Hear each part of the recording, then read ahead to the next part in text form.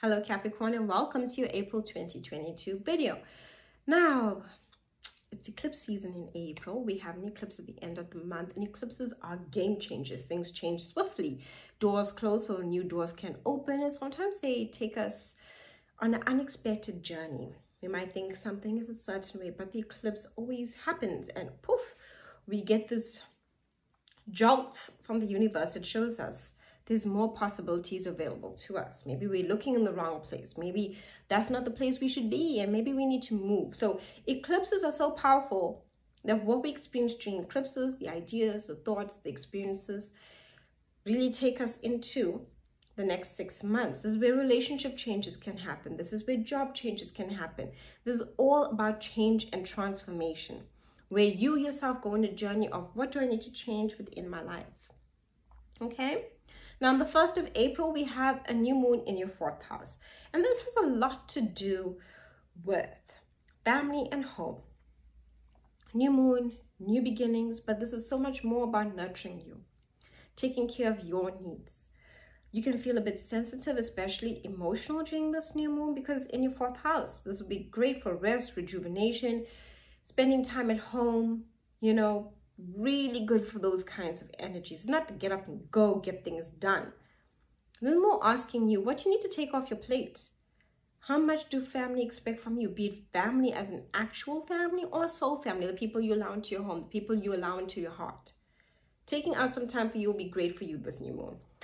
On the 6th, we have Venus joining Neptune and Jupiter in your 3rd house. Now, Neptune and Jupiter throughout the month of April will be together. This is a lot about surrendering, letting go, compassion, healing. Great, given that we have an eclipse coming up this month. Now, Venus joining in this 3rd house. Venus rules money, love, right? Luxury. Jupiter, opportunities, expansion, and growth. Neptune, manifestation, dreams. Those important things and illusions. So this is happening in your 3rd house. So this is where you will really be thinking a lot about your passions. What are you really passionate about? This is what's asking you. It's also good for, in essence, any romance as well, because communicating, the connection, the 3rd house is about communicating and connection. I would tell you also to be aware. Be aware of the Neptune element of illusion in communication. So maybe someone says something to you and you assume something, and this can put you in your feelings where you feel deeply emotional. Or actual illusion where something isn't, where someone isn't clear with you or not honest with you as they can be. And this can also put you deeply in your feelings. So think things through when you are dealing with the 3rd house, especially with the 3rd house, words that others speak. Communication comes to light in essence because ultimately Neptune is that illusion part of it. Jupiter expands it. And with Venus, it's where you need to, find the connections that you're truly passionate about. So if you feel that someone isn't being open with you, honest with you, sharing as you'd like them to, maybe ask them and see if you can gain clarity. If not, take a step back from anything that provides an illusion. This energy, however, is great, really great for creativity, for talking to others, to connecting to others, networking, information, reading, even thinking about taking a trip to somewhere beautiful. Venus is like beauty, Jupiter is like expansion and also rules over travel. So this energy in the 3rd house, but it's like a small distance trip. It's not far away travels or planning out, something that really inspires you. So anything to do with creative writing, publishing, all of those things are really good here. And it's really focusing you on that element. Also connecting to people where you want to communicate. Maybe you need to forgive someone, right? Because of all the compassion this Jupiter and Neptune is bringing through about forgiveness and healing and understanding. But also be aware of the illusion with Neptune because it can create that. Great for manifestation, really good for those things. So be aware of that illusion. That's the only thing I'd say, especially when it comes to communications where you might think something is the best and then later on it might not be as what you thought it was, right? On the 11th, Mercury will be in this 5th house. So this is great for creativity once again. The 5th house is about our creative passions, especially children or working with younger people, or children working on your inner child. Great for business too. Creative ideas when it comes to business, you'll be thinking a lot about that, thinking a lot about how can you expand your passions and your finances especially.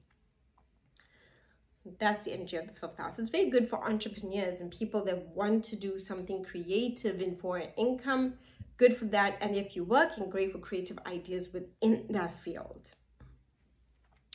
You'll be thinking a lot about those things. On the 15th, we have Mars in this 3rd house. Okay, so Mars is the god of war, right? And it's also about passion.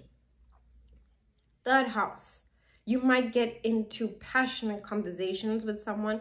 And when I say passion, you might be having a conversation with someone about your passions and you're both passionate about the same thing. This is great. Or this can even be aggressive communication. There's so much of passion, god of war, aggression. You might find your communications are coming across too aggressive, or others are communicating with you too aggressively, right? Mars is joining this party of Venus, Neptune, and Jupiter. So much in the 3rd house, so much communication. You might even find yourself feeling a bit exhausted, right? And you might I need to create some boundaries. Mars is great for boundaries when it comes to communication, because it's happening in your 3rd house. Mars is about the boundaries. It's about asserting yourself. It's about believing in yourself. That's the energy of motivation.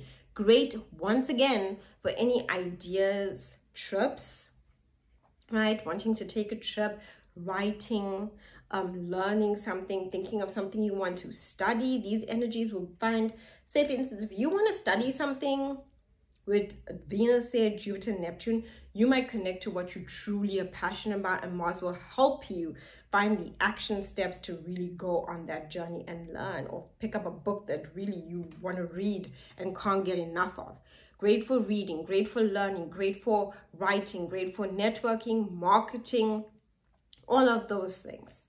Now with the communication aspect, a lot of people want to communicate with you. And this also can rule neighbors, people that you meet in your day-to-day life. So communicate, but be aware that there's a fine line here with Mars between passion and aggression. We can passionately argue our points too, right? With Mars, where we find ourselves very passionate about what we want to say. And you would find yourself feeling that way. Passionate about what you want to say, but the next person that you're communicating with might be passionate about their point of view, and this becomes a bit touchy. So be gentle with yourself when it comes to communication, because a lot of communication is in the energy for you. A lot's going on within your mind. I would tell you to practice mindfulness. Not only is so much of communication happening with others, there's so much communication, and anyone that you meet in your day-to-day life, there's the communication. Your phone's going off, there's a text, there's an email, there's a message coming through on social media. So much connection. If you wanted to put out your resume, great for connection in that energy. Can you see how it can be so good for the right kind of connection? And it can really bring the wrong kind of connection to some, really verbal combative energy. So that's important. But also watch your mind, because this energy in the 3rd house is about the mind, where the mind can become so overstimulated that you need to take time to practice like mindfulness, still and quiet in your mind, meditation, or just, where you have to switch your mind off. Think of activities that switch your mind off for you. It'll be so good for you. Taking a walk in nature, stuff like that will be really good, because maybe even sleep might be feeling a bit difficult, because there's so much going through your mind, and there's so much you want to say and express, and there's so much that wants to be said and expressed to you. On the 16th, we have a full moon in your 10th house. Okay, 10th house. And also the 3rd house rules gossip too. That can also come, into your energy field. So just be aware of that. There's so much communication happening, so much. 4 planets or from this third house. Too much in one energy can really put us in a tailspin. On the 16th, the full moon, the 10th house, is your public image, your career, your goals, your dreams, and ambitions. This is where something comes to completion, right? You've completed this. It is what it is. Or you need to make some changes when it comes to your career. Maybe your goals and dreams and ambitions are changing. Maybe the workplace that you're at, it's not feeling right for you. These are the changes that are coming about. What changes to work need to happen in order for you to feel good? Remember earlier this month on the 1st with that new moon that happened in your 4th house. It's about your comfort, your emotional comfort. And notice how the full moon is opposite that in your 10th house. Those are opposite signs to each other. Right? This is your public image, how people see you, your dreams, your ambitions. So either something can come to an end, a completion point. And if you have a project and it's now complete, that's great. But if it's your work aspect, you might be considering like, maybe my time is complete. Something needs to change. How has this aspect of my life when it comes to my work affected my home life? How has it impacted my home life? My home, my sense of emotional security? Has my work maybe been taking me away from either soul family or family? Very important questions. How has my work been taking me away from myself, my inner emotional stability? So it's so important to look all your dreams or your goals. And that's not a bad thing. All it means that an adjustment needs to be made. Maybe the dream and goal needs to change. Maybe where you're working needs to change. Maybe now you're in a position that you were thinking, maybe I should try for a better position, a different position. Should I work elsewhere? Should I try for a different position where I'm working? But changes need to be made to your career during this Libra full moon. And you can feel it coming, right? On the 20th, the sun now moves into your 5th house, highlighting romance, love, and adventure. This is great energy there. And that's what you truly need because there's so much happening for you. But by the 20th, great energy. You know, romance is highlighted. Creativity is highlighted. Very good energy for you. On the 29th, Mercury in the 6th, you are thinking about your work. And not the work now like where we were talking about your career and public image and, where are you working? This is your day-to-day routine. Mercury is seeking information in your day-to-day routine and your work life. Once again, this is good for researching, finding information about your work. Maybe the field you're in and maybe you're looking through online and seeing if you want to change something. Great for information for that. Great for information on your health, mentally, emotionally, and physically. You can find like, maybe this vitamin will help me. Maybe if I practice this every morning, I'd have a better start to my day. And this will help me with my routine. Time management. Maybe I need to manage my time better.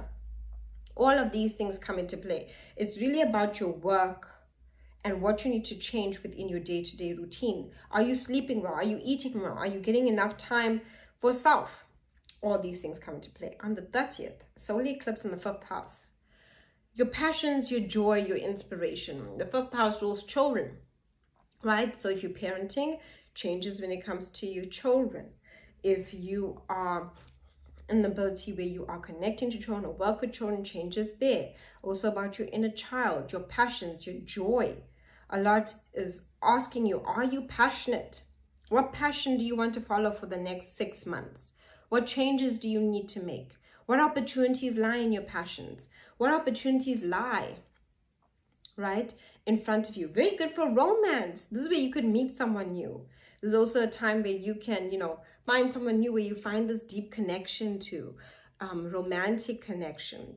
And if it's an existing relationship, you can definitely spice it up. But remember, we are talking about eclipses. So eclipses have the tendency to close doors and open new ones for us, especially relationship-wise, job-wise. Is where we are going. All of a sudden makes a change and we end up in a totally different space and place.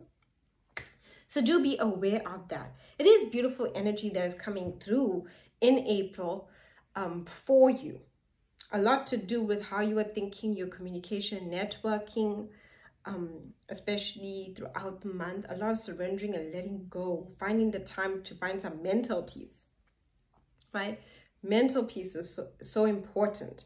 Also, it's so important for you to really think about throughout the month of April about what are your passions, what childhood experiences maybe are holding you back from your passions and your creativity. It happens. You know, we might enjoy something in childhood and we might be getting told that that's not something for us and we need to focus in this direction, you know, and then all of a sudden that becomes a wound in essence, because maybe later in life you're like, I still want to do that, but I can't. I don't think it's right for me. You know, people said it wasn't right for me. Now you can really focus on that and reconnect to yourself and what truly makes you happy. Thank you so much for watching. Do like and subscribe. My website's linked down below if you'd like reading, as well as a link for appreciation on these videos.